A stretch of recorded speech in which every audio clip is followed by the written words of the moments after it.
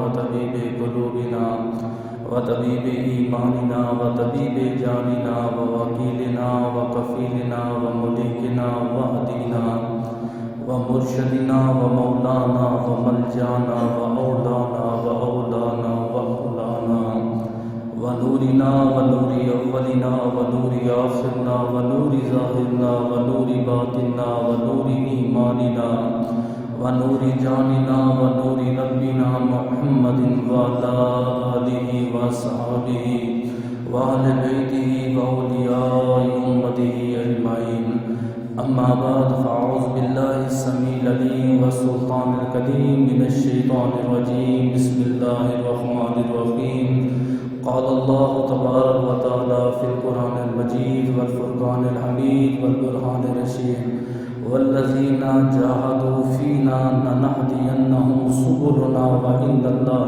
لمع المحسنين قال النبي صلى الله عليه وآله وسلم من أراد أن يجلس مع الله فليجلس مع أهل التصوف صدق اللہ العظیم بندہ پروردگارم امت احمد نبی دوست دارم چار یارم تابع اولاد علی مذہب حنفیہ دارم ملت حضرت خلیل خاک پائے غوث اعظم زیر سائے ہر ولی ان اللہ وملائکتہ یصلون علی النبی یا ایھا الذین آمنوا صلوا علیہ وسلموا تسلیما اللهم صل على سيدنا ومولانا محمد وعلى آل سيدنا ومولانا محمد وبارك وسلم عليه الصلاة والسلام عليك يا سيدي يا رسول الله وعلى آلك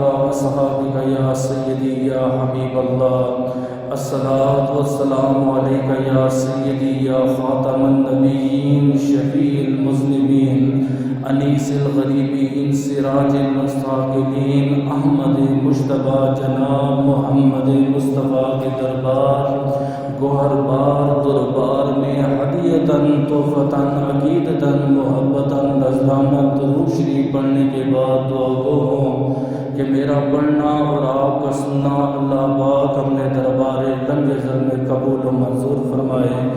اللہ پاک امام الانبیاء کے وسیلہ جلیلہ سے ہم تمام مسلمانوں کو اپنے گھر بیت اللہ اور گنبد خضرا کا دیدار نصیب فرمائے۔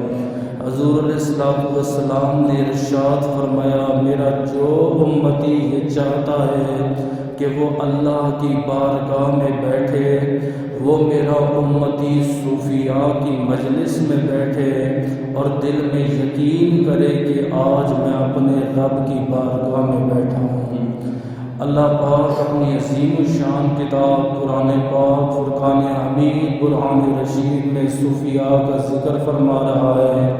ماہ مبارک ماہ ربیع الثانی ہے۔ اس ماہ مبارک کی ایک نسبت قندیل نورانی شیخ لامکانی شیخ عبد القادر جیلانی از غوث اعظم رضی اللہ تعالی عنہ کی ذات بابرکات کے ساتھ ہے، اور دوسرا اس ماہ مبارک میں اکثر اولیاء کرام اکثر صوفیاء کرام کا وصال بکمال ہوا، اس لیے اس ماہ مبارک کی نسبت صوفیاء کرام کے ساتھ ہے۔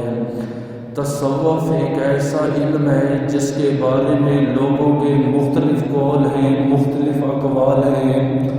ایک گروہ وہ ہے جس کا یہ کہنا ہے کہ تصوف کا ذکر نہ قرآن میں ہے نہ حدیث میں ہے، نہ نبی نے پڑھایا نہ صحابہ نے پڑھا نہ تبع تابعین نے پڑھا نہ اس کے بعد آنے والوں سلف و صالحین نے پڑھا۔ یہ ایک نیا علم ہے، معاذاللہ یہ ایک بدعت ہے، اس کی کوئی حقیقت نہیں۔ بعض لوگوں نے کہا کہ علم تصوف وہ علم ہے جس کا ذکر قرآن میں بھی ہے حدیث میں بھی ہے۔ ان سے پوچھا گیا کہ علم تصوف کی تعریف کیا ہے؟ وہ کہتے ہیں زیادہ عبادت کرنا، ذکر و اذکار کرنا، اسی کا نام علم تصوف ہے۔ بعض کے نزدیک علم تصوف اسے کہتے ہیں انسان چلے کرے، ذکر و اذکار کرے، عملیات و تعویذ کرے، اسی کا نام تصوف ہے۔ اور بعض ایسے بھی جاہل ہیں جن کا دین سے کوئی تعلق نہیں، انہوں نے کہا کہ تصوف رقص کرنے کا نام ہے، پاؤں میں گھنگرو ڈال لینا، سر پہ بڑی سی ٹوپی پہن لینا، ہاتھ میں تسبیح اٹھا لینا اور اپنے آپ کو اللہ کے ہاں حضور پیش کر کے اللہ کا ذکر کرنا، معاذ اللہ اس کا نام تصوف ہے۔ آج یہ فتنے کا دور ہے، اس فتنے کے دور میں ایسے لوگ موجود ہیں جنہوں نے دین کا لباس پہنا ہوا ہے لیکن دین سے دور دور تک ان کا کوئی واسطہ، کوئی تعلق نہیں، انہیں دین کی دال کے بارے میں بھی علم نہیں اور وہ خود بھی گمراہ ہیں، لوگوں کو گمراہ کرنے کی کوشش کرتے ہیں۔ جنہوں نے ساری زندگی نہ قرآن کھول کے دیکھا، نہ تفسیر کھول کے دیکھی، نہ بخاری پڑھی، نہ مسلم پڑھی، بنا پڑھے لوگوں سے سنا اور سنی ہوئی بات کو انہوں نے آگے پھیلا دیا، انہوں نے سمجھا کہ ہمیں دین کی دولت سے مالا مال کر دیا گیا ہے۔ اسی طرح آج کل کچھ نام نہاد صوفی ہیں جنہوں نے تصوف کا لباس پہنا ہوا ہے، اپنے آپ کا شمار صوفیاء میں کرتے ہیں لیکن دور دور تک نہ ان کا طریقت سے کوئی واسطہ ہے، نہ تصوف سے واسطہ ہے، نہ وہ دین کا علم جانتے ہیں، نہ وہ رسول اللہ کی شریعت جانتے ہیں۔ آج جمعۃ المبارک کی گفتگو ہماری اسی موضوع پر ہوگی، آیا قرآن حدیث میں علم تصوف کا ذکر ہے کہ نہیں؟ صحابہ کرام نے اس علم کو پڑھا کہ نہیں پڑھا؟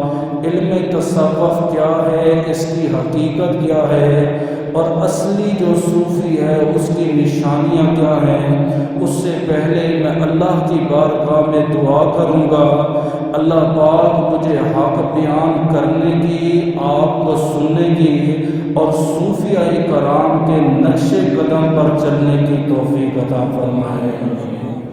ہمارا جو جسم ہے یہ دو چیزوں کے مجموعے کا نام ہے، یہ گفتگو بڑی اہم ہے، آپ نے پوری توجہ کرنی ہے۔ ہمارے جسم میں دو چیزیں ہیں اور دو چیزوں کو جمع کرے تب جا کے انسان بنتا ہے، ایک ہے ہمارا جسم، دوسری ہے ہماری روح۔ جسم کیا ہے؟ اللہ پاک نے اس جسم کو مٹی سے پیدا فرمایا۔ جب تخلیق آدم کا اللہ تبارک و تعالیٰ نے ارادہ فرمایا، جبریل کو کہا جبریل زمین پہ جاؤ اور مٹی لے کر آؤ۔ جبریل امین چکنی مٹی لے کر آئے، ایسی مٹی جس پہ 40 دن بارش ہوتی رہی، 39 دن غم کی بارش ہوئی اور 1 دن خوشی کی بارش ہوئی۔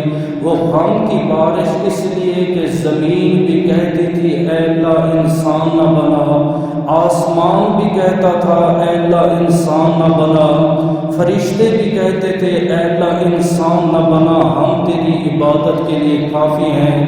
لیکن جب اللہ پاک نے انسان بنانے کا ارادہ کیا، آسمان 39 دن تک غم سے روتا رہا اور اس کے قطرے مٹی پہ گرتے رہے۔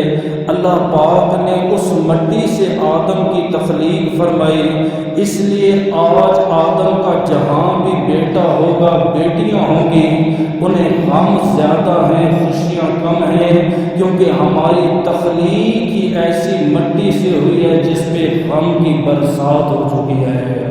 اللہ پاک نے اس جسم کو مٹی سے پیدا فرمایا، اس کی خوراک بھی اللہ پاک نے زمین میں رکھی ہے۔ آپ نے دیکھا ہوگا کہ چاول ہیں وہ بھی زمین پہ، گندم ہے زمین پہ، پانی ہے زمین پہ، سانس ہے زمین پہ، جتنی پھل فروٹ سبزیاں جتنی بھی ہمارے جسم کی غذائیں ہیں وہ ساری کی ساری زمین پہ رکھی ہیں۔ جب سائنسدانوں نے چاند پہ جانے کا ارادہ کیا، پہلے آسمان تک یا دوسرے آسمان تک انہوں نے پرواز کی، واپس آ گئے، پھر واپس آ گئے، پھر واپس آ گئے۔ انہوں نے پوچھا آخر کیا وجہ ہے، آپ چاند پہ کیوں نہیں جا سکتے؟ انہوں نے کہا کہ جب ہم زمین کو چھوڑ کر آسمان کی بلندیوں پہ جاتے ہیں وہاں پہ آکسیجن ختم ہو جاتا ہے، وہاں پہ انسان کا زندہ رہنا ناممکن ہے۔ کیوں؟ علماء فرماتے اس جسم کو اللہ پاک نے مٹی سے پیدا کیا، خوراک بھی مٹی میں ہے، تو سانس بھی اللہ نے مٹی میں رکھا ہے، اور روح کو اللہ نے نبی کے نور سے پیدا فرمایا، اور روح کا تعلق جو ہے وہ اوپر سے ہے، اس لیے اس کی خوراک بھی اللہ پاک نے اوپر سے رکھی ہے۔ اب روح کی خوراک کیا ہے؟ انوار و تجلیات، فیض و برکات، قرآن، حدیث، اللہ وحدہ لا شریک کا ذکر کرنا، نبی کی ذات پہ درود پڑھنا، ہر وقت اپنی زبان کو ذکر خدا سے تر رکھنا۔ جو امتی یہ کام کرتا ہے اللہ اس کی روح کو زندہ بھی رکھتا ہے، اللہ اس کے گناہوں کو معاف بھی فرماتا ہے۔ میں پھر آگے جانے سے پہلے میں ایک مسئلہ سمجھاؤں گا، پھر آگے چلوں گا۔ جسم کو اللہ پاک نے مٹی سے پیدا کیا، اس کی خوراک اللہ نے مٹی میں رکھی۔ روح کو اللہ پاک نے اوپر سے پیدا کیا، اس کی خوراک بھی اللہ تبارک و تعالیٰ نے اوپر رکھی۔ پھر آگے علماء فرماتے ہیں جسم بھی بیمار ہوتا ہے، روح بھی بیمار ہوتی ہے۔ جسم کیسے؟ بھئی آج مجھے بخار ہے، آج سر درد ہے، آج بلڈ پریشر میرا ہائی ہے، بی پی میرا لو ہو چکا ہے، آج مجھے شوگر ہے، اس کو بلڈ کینسر ہے، اس کو پیٹ میں درد ہے، اسے فلاں درد ہے، اسے فلاں درد ہے۔ اسلام کہتا ہے جیسے جسم کو بیماریاں لگتی ہیں اسی طرح روح کو بھی بیماریاں لگتی ہیں۔ یہ ہماری بدقسمتی ہے۔ آج میں آپ کو یہ کہہ دوں کہ مجھے بخار ہے، یقیناً کوئی نہ کوئی آدمی یا میری آواز سے پہچان لے گا، یا میری حرکات سکنات سے پہچان لے گا، یا ایک آدمی آپ میں سے اٹھے گا، میرے پیشانی پہ ہاتھ لگائے گا اور اپنے اندازے سے بتا دے گا حضرت آپ کو اتنا اتنا بخار ہے، 100 سے اوپر ہے یا 100 سے کم ہے۔ اگر میں کہوں گا مجھے چکر آ رہے ہیں، وہ سامنے والا آدمی سمجھ جائے گا اس کو چکر آ رہے ہیں۔ میں کہوں گا میرا بی پی یا بلڈ پریشر ہائی ہے، سامنے والا میری آنکھوں کو دیکھ کر پہچان لے گا۔ اگر میں پورے پاکستان میں کھڑے ہو کر یہ اعلان کروں کہ میری روح بیمار ہے تو کسی کو پتہ نہیں چلے گا۔ اس کی وجہ ہم نے آج تک جو کچھ کیا وہ جسم کے لیے کیا، ہم نے اس بیچاری روح کے لیے کچھ نہیں کیا۔ علماء فرماتے جیسے جسم کو بخار ہوتا ہے، جسم کو بلڈ پریشر ہو گیا، اس کو بلڈ کینسر ہو گیا، سیم اسی طرح روح کو بھی بیماریاں لگتی ہیں۔ پوچھا روح کی بیماریاں کیا ہیں؟ فرمایا حسد کرنا، غیبت کرنا، چغلی کھانا، بات بات پہ غصہ کرنا، لوگوں کے عیب نکالنا۔ جب یہ عادات آپ میں پائی جائیں سمجھ لیں آپ کی روح بیمار ہے۔ جسم ٹھیک ہے، آپ کی روح بیمار ہے۔ پھر اگلی بات بڑی قابل غور ہے، جیسے علماء کرام فرماتے ہیں جسم بیمار ہوتا ہے، آج میں آپ سے کہہ دوں کہ بھائی مجھے بلڈ کینسر ہے، مجھے کسی اچھے ڈاکٹر کے بارے میں بتاؤ۔ آپ کو پتہ ہے اچھا سرجن کہاں پہ بیٹھا ہے، MBBS کہاں پہ بیٹھا ہے، آئی اسپیشلسٹ جو ہے وہ کہاں پہ بیٹھا ہے، دردوں کا ڈاکٹر کہاں پہ ہے، جوڑوں کا ڈاکٹر کہاں پہ ہے، ایکس رے کرنے والی لیبارٹری کہاں پہ ہے۔ آج ہی میں آپ سے ایک سوال کروں کہ میری روح بیمار ہے، آپ کو یہ نہیں پتا کہ روح کا ڈاکٹر کہاں بیٹھا ہے، روح کا سرجن کہاں بیٹھا ہوا ہے۔ جو کچھ آج تک حضرت ہم نے کیا یہ ہم نے اپنے جسم کے لیے کیا، اپنے جسم کو خوراک پہنچائی، جسم کو راحت پہنچائی۔ ایک لمحے کے لیے آپ نے نہ روح کی خوراک کا سوچا، نہ روح کی بیماریوں کا سوچا، نہ ہی آپ کے روح کے ڈاکٹر کے بارے میں علم ہے کہ روحانی ڈاکٹر کہاں پہ ہے۔ پھر علماء فرماتے جیسے جسمانی علاج کرنے کے لیے کسی MBBS ڈاکٹر کے پاس جانا شرک نہیں، اسی طرح روحانی علاج کے لیے کسی صوفی کے پاس جانا بھی شرک نہیں۔ اب پھر علماء فرماتے جب آپ کے جسم کو مثال کے طور پر بیماری ہے، کس چیز کی بیماری ہے؟ بھئی اس کو جو ہے وہ درد ہے، ڈاکٹر نے کہہ دیا بھئی یہ پرہیز ہے۔ اس کو جو ہے شوگر ہے، ڈاکٹر کہتا ہے آپ نے میٹھا نہیں کھانا۔ اس کے BP ہائی ہے، ڈاکٹر کہتا ہے آپ نے انڈا استعمال نہیں کرنا۔ اس کو بواسیر ہے، ڈاکٹر کہتا ہے بڑا گوشت آپ نے استعمال نہیں کرنا۔ یہ بیماریوں کے پرہیز ہیں۔ اسی طرح علماء فرماتے جب روح بیمار ہو جائے روح کے بھی پرہیز ہیں۔ آپ نے غلط مجلس میں نہیں بیٹھنا، آپ نے غلط لوگوں میں نہیں بیٹھنا، آپ نے حسد نہیں کرنا، آپ نے بے وضو نہیں رہنا، آپ نے بے غسل نہیں رہنا، ہر وقت اپنے آپ کو پاک اور صاف رکھنا ہے۔ پھر اگلی بات وہ کہتے ہیں علاج کے لیے 4 چیزوں کا ہونا ضروری ہے۔ چاہے آپ کا جسم بیمار ہے تب بھی آپ کو 4 چیزوں پر عمل کرنا پڑے گا۔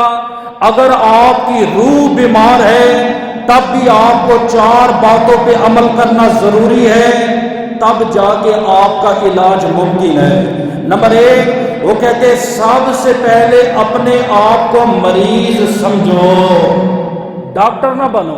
اکثر لوگ ڈاکٹر کے سامنے بیٹھ کر کہتے ڈاکٹر صاحب میں نے یہ گولی کھائی، میں نے یہ کیا، میں نے ایکس رے نکلوائے فلاں فلاں، یا وہ ہمارے پاس آتے ہیں ہمیں ہی دین کی باتیں بتانے لگ جاتے ہیں، وہ حدیث، وہ تفسیر، وہ فلاں، انہیں یہ نہیں پتا ہوتا بھئی ڈاکٹر کی فیلڈ ہے، آپ اس کی فیلڈ میں اس سے جیت نہیں سکتے۔ آخر اس نے محنت کی ہے، MBBS ایسے تو نہیں بنا، ایک مفتی ہے وہ گھر بیٹھے نہیں بنا، اس نے 12 سال محنت کی ہے تب جا کے ممبر پہ آیا۔ آپ اس کے سامنے ضعیف اور من گھڑت واقعے بیان کرو گے وہ آپ کی اصلاح نہیں کر سکے گا۔ علماء فرماتے ہیں مریض کے لیے پہلی شرط یہ ہے جس نے علاج کروانا ہے وہ اپنے آپ کو مریض سمجھے۔ دوسری شرط کیا ہے کہ ڈاکٹر یا طبیب جو بھی ہدایت دے اس کے مطابق عمل کرے۔ تیسری نشانی فرمائے پرہیز کرے۔ چوتھا ڈاکٹر جو میڈیسن دے اس کو وہ استعمال کرے۔ وہ کہتے اسی طرح جب آپ کی روح بیمار ہوگی آپ جس صوفی کے پاس جائیں گے آپ اپنے آپ کو مریض سمجھ کے جائیں، ڈاکٹر بن کے نہ جائیں۔ نمبر 2 کہتا ہے یہ ذکر ہے، یہ اذکار ہیں، یہ وظائف ہیں، آپ نے پڑھنے ہیں، آپ کو پڑھنے ہوں۔ نمبر 3 صوفی آپ کو کہتا ہے آپ نے بروں کی محفل میں نہیں جانا، بدبختوں کی محفلوں میں نہیں بیٹھنا، بد عقیدہ لوگوں کی صحبت میں نہیں بیٹھنا، آپ کو عمل کرنا پڑے گا۔ سمجھیں یہ علاج کے لیے 4۔ اگلی بات بڑی قابل غور، وہ کہتے جیسے جسم گندا ہوتا ہے روح بھی گندی ہوتی ہے۔ جسم گندا ہوا، کسی مسلمان سے یہ مسئلہ پوچھے بھئی میرا جسم گندا ہے، وہ کہے گا وضو کر لو۔ میرا جسم ناپاک ہے، وہ کہے گا غسل کر لو۔ میرے جسم سے بو آ رہی ہے، وہ کہے گا چند قطرے ڈیٹول کے ڈال کے غسل کر لو ٹھیک ہو جاؤ گے۔ میرے جسم میں خارش ہے، وہ کہیں گے کڑوے تیل کی مالش کرو۔ میرے جسم میں جو ہے زخم ہے، وہ کہے گا ڈاکٹر کے پاس جا کے پٹی کراؤ۔ اے مسلمان آج اپنی غیرت کو جگا، تجھے جسم کے ہر علاج کے بارے میں پتا ہے، سر سے لے کر ایڑی تک آدھا ڈاکٹر تو خود ہے۔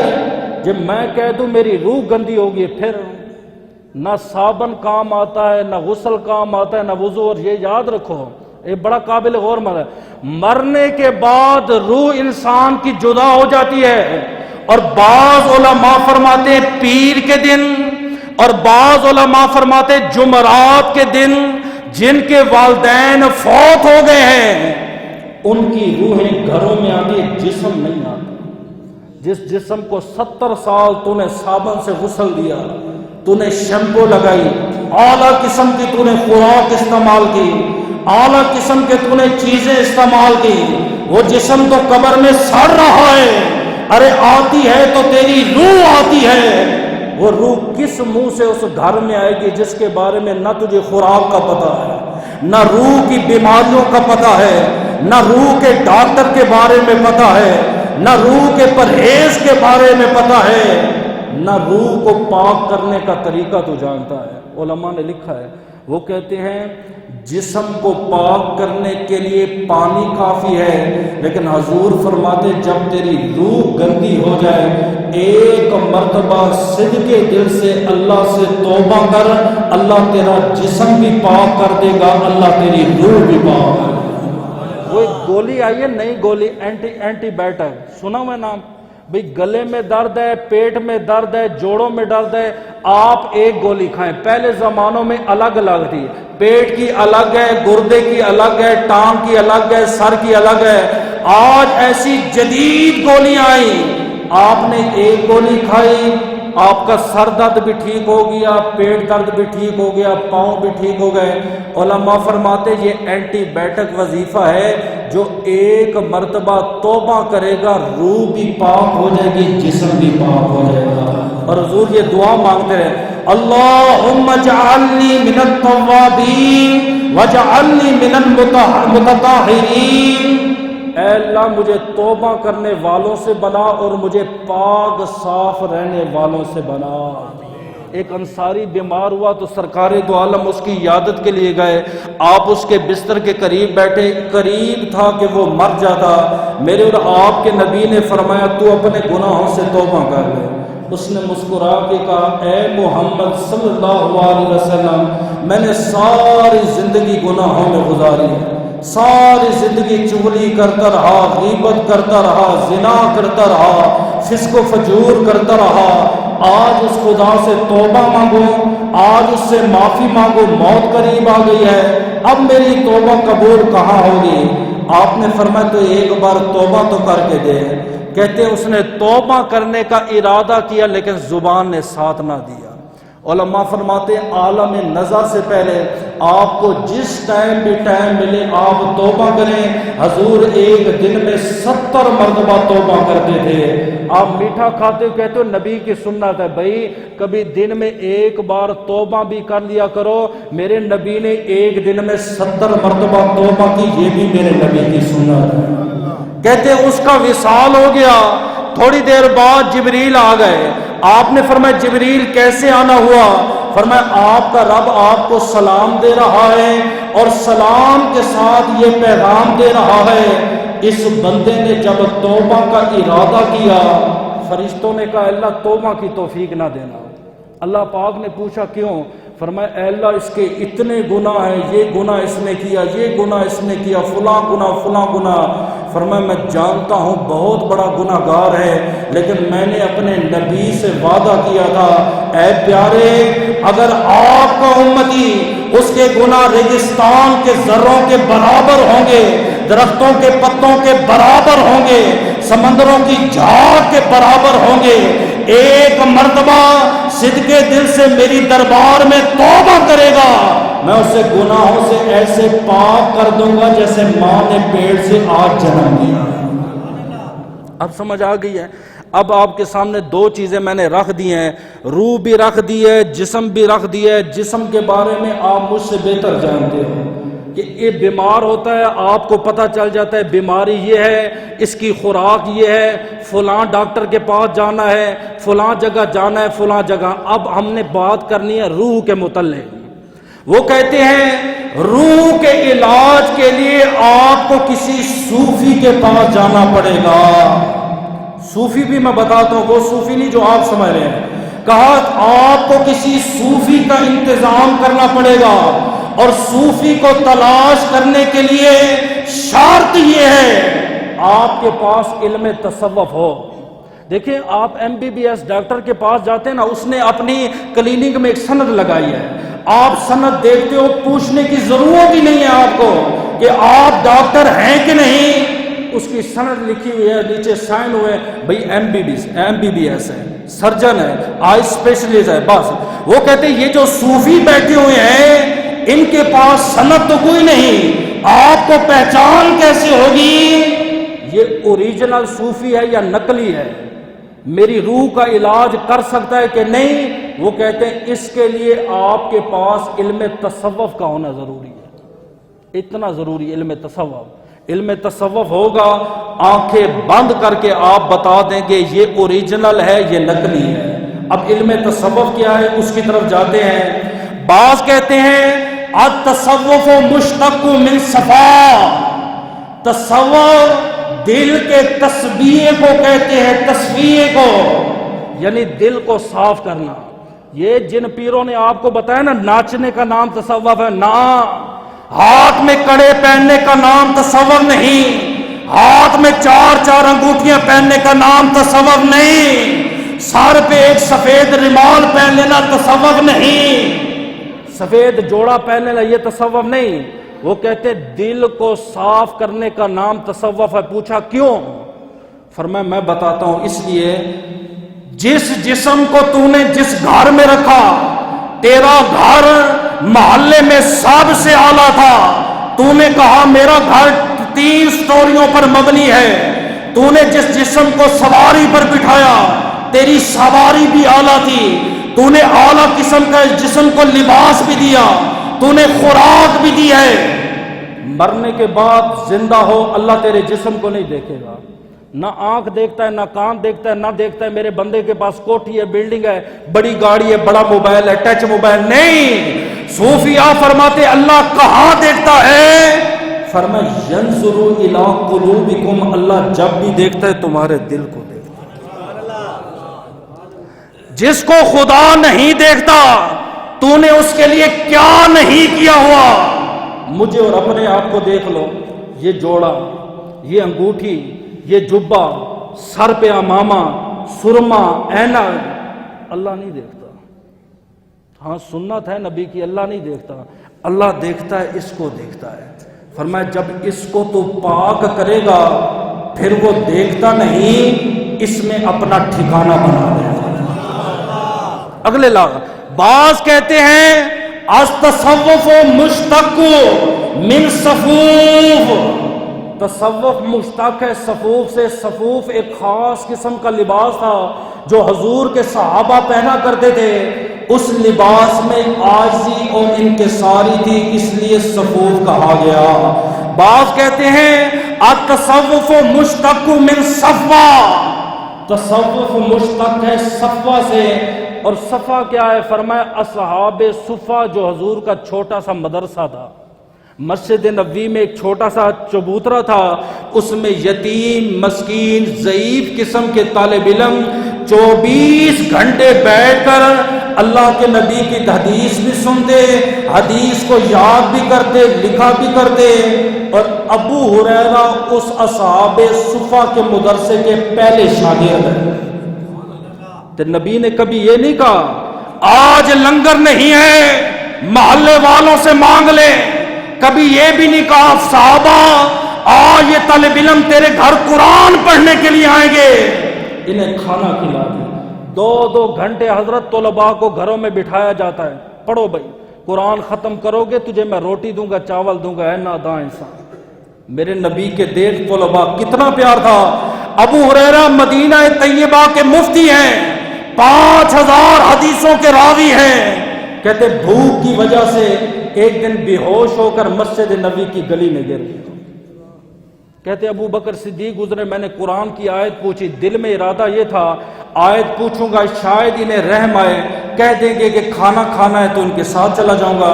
کہتے ابو بکر صدیق نے آیتیں بتائیں لیکن کھانے کا نہ پوچھا، کیوں؟ کہتے ہوتا تو پوچھتے۔ عمر پاک گزرے، آیتوں کا پوچھا لیکن انہوں نے کھانے کا سوال نہ کیا، کیوں؟ فرمایا ہوتا تو تھا، ہوتا نبی کے دربار میں نہ پیش کر دیتے۔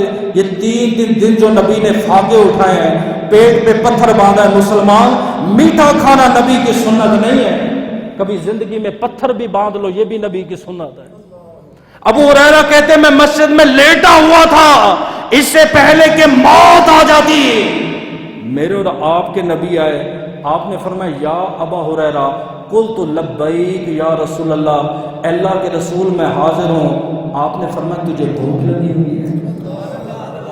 دل کے ارادے جان کے آ میرے ساتھ۔ میرے اور آپ کے نبی ابو ہریرہ کو لے کر گئے، جیسے ہی گھر میں پہنچے ازواج نبی میں سے کسی ایک نے دودھ کا پیالہ پیش کیا۔ 3 دن سے نبی بھی بھوکے ہیں، آپ کے اصحاب بھی بھوکے ہیں، ابو ہریرہ بھی بھوکے ہیں۔ میرے اور آپ کے نبی نے فرمایا ابو ہریرہ یہ پیالہ اٹھا کے میرے طالب علموں کو دے دو، یہ ہے طالب علم کا مقام مرتبہ، وہ پئیں۔ ابو ہریرہ کہتے میں پریشان ہو گیا، ایک پیالہ، اتنے مولوی، اتنے طالب علم، میرے لیے تو کچھ نہیں بچے گا۔ کہتے نبی کا حکم تھا، میں لے کر گیا، ایک ایک طالب علم کو دیتا رہا۔ کہتے ہیں اللہ کی عزت کی قسم، نہ ایک قطرہ زیادہ ہوا نہ ایک قطرہ کم ہوا۔ پھر نبی کے دربار میں آیا، آپ نے فرمایا دودھ ہے؟ آقا اتنا ہی ہے؟ آپ نے فرمایا جی بھر کے پی۔ کہتے ہیں میں نے پیا یہاں تک کہ میں سیراب ہو گیا، بچا ہوا دودھ آپ نے پیا اور پیانے سے دودھ ختم ہو گیا۔ یہ ایک الگ معجزہ ہے، موضوع ہے، یہ حضور کے معجزات میں آتا ہے۔ سمجھانا یہ چاہتا ہوں جو نبی کے مدرسے کے طلباء تھے انہیں اصحاب صفہ کہا جاتا ہے۔ اب سمجھیے گا تصوف کی تعریف کیا ہے۔ میں آپ کو گارنٹی سے بتاتا ہوں جہاں بھی دنیا میں بڑے بڑے نام نہاد صوفی ہیں، آپ ان کے سامنے یہ تعریف رکھیں یا انہیں کہ تصوف کی تعریف کر دے، میں اللہ کی عزت کی قسم اٹھا کے کہتا ہوں ہزاروں پیر جمع ہو جائیں، آپ کو 2-3 ملیں گے جو تصوف کی تعریف کریں، باقی سارے جائیں۔ انہیں پتہ ہی نہیں ہے تصوف کیا ہے۔ ناچنے کا نام تصوف رکھا ہوا ہے، انگوٹھیوں پہننے کا نام تصوف رکھا ہے، اللہ کا ورد کرنے کا نام۔ آؤ سنو، وہ کہتے ہیں تصوف کی 2000 تعریفیں ہیں، ان 2000 میں سے میں آپ کے سامنے 2 رکھوں گا اور آسان سے رکھوں گا۔ وہ کہتے ہیں التصوف فی خلق فمن زاد فی خلق فزاد علیک التصوف۔ وہ کہتے ہیں تصوف ہے اچھے اخلاق کا نام، جس کا جتنا اچھا اخلاق ہوگا اتنا بڑا وہ صوفی ہوگا۔ اچھا اخلاق، لیکن نہیں، ایک اگلی تعریف دوں گا وہ آپ کو مزہ کریں گے۔ فرمایا التصوف ہوا علم یعرف به احوال النفس، تصوف وہ علم ہے، وہ تھرمامیٹر ہے جس کے ذریعے آپ اپنے نفس کو پہچان سکیں۔ ابھی وہ چھوٹی سی لے آؤں نا تھرمامیٹر ہوتا ہے جو منہ میں رکھ کے چیک کرتے بخار، آپ زبان کے نیچے 100 سے اوپر 102، فرمایا یہ تو تجھے جسمانی علاج کا پتہ چل گیا، تجھے روح کے بارے میں بتا رہا ہوں۔ وہ کہتے ہیں تصوف اس علم کو کہتے ہیں جس کے ذریعے انسان پہچان سکے اپنے نفس کو۔ وَمَحْمُودُهَا وَمَذْمُومُهَا، میرا نفس شریعت کے مطابق ہے یا شریعت کے مخالف ہے؟ جس شریعت کے مطابق ہے اللہ کا شکر ادا کریں، جس شریعت کے مخالف ہے وَتَطْهِيرِهَا مِن مَذْمُومِهَا، اس کو پاک کیسے کرنا ہے۔